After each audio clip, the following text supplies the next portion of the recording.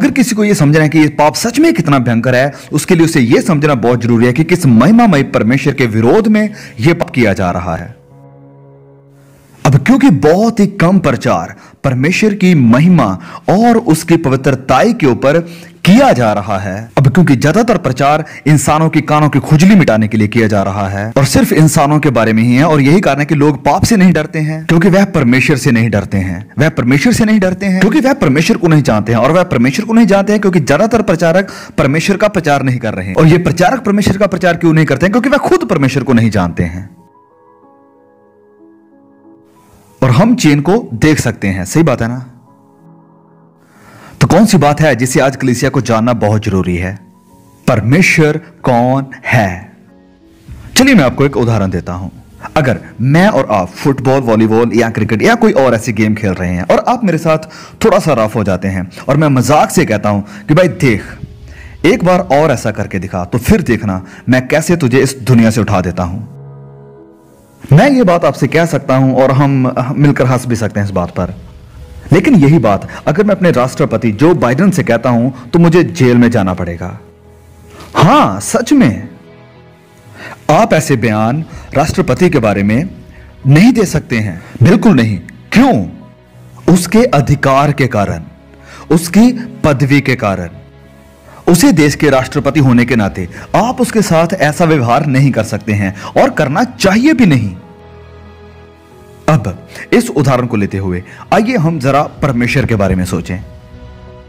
पाप अत्यंत भयानक है उस शख्सियत की महिमा के कारण जिसके विरोध में यह किया जाता है। प्यूरिटन्स ऐसा कहा करते थे कि जब आप पाप करते हैं तो आप किसी गांव के छोटे से सरपंच के विरोध पाप नहीं करते हैं, वरन आप पाप करते हैं महिमामय परमेश्वर के विरोध में। सारी कायनात इस बात की गवाही देती है कि आप इस लायक हैं कि आपको अत्यंत मृत्यु मिले, क्योंकि परमेश्वर की महिमा के विरोध में छोटी सी इंजरी जो आपने की है। लेकिन हम इसे नहीं देखते हैं क्योंकि आज के दौर में इंसान बहुत बड़ा हो चुका है, सब कुछ उसी से मापा जाता है और वह हर चीज का सेंटर बन गया है, और परमेश्वर बहुत छोटा। तो अगर हमें पाप के इस भयंकर रूप को जानना है तो उसका एक ही तरीका है कि हम सबसे पहले परमेश्वर की महिमा के बारे में जानें। भजन संहिता में परमेश्वर इजरायली लोगों को डांटते हुए ये कहते हैं कि आपने ये पाप किया, कि आपने ये सारे पाप किए क्योंकि आपने सोचा कि मैं भी आप ही के जैसा हूं।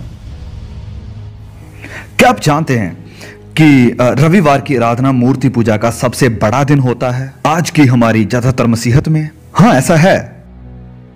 और आपको पता है मैं ऐसा क्यों कह रहा हूं? क्योंकि अगर आप ज्यादातर कलीसियाओं में जाएं और पूछें कि उस परमेश्वर को डिस्क्राइब करें, बताइए जिसकी आप आराधना करते हैं, और आपको पता चल जाएगा कि उनका परमेश्वर बाइबल का परमेश्वर नहीं है। और मैं आपको बताना चाहता हूं कि एक बार एक पास्टर मेरे पास आए और उन्होंने कहा कि एक सप्ताह की आप बाइबल कॉन्फ्रेंस करें हमारे कलीसिया में और परमेश्वर के एट्रीब्यूट्स के बारे में बताएं। और मैंने कहा कि यह बहुत खतरनाक होगा, और वे कहने लगे कि आप ऐसा क्यों कह रहे हैं?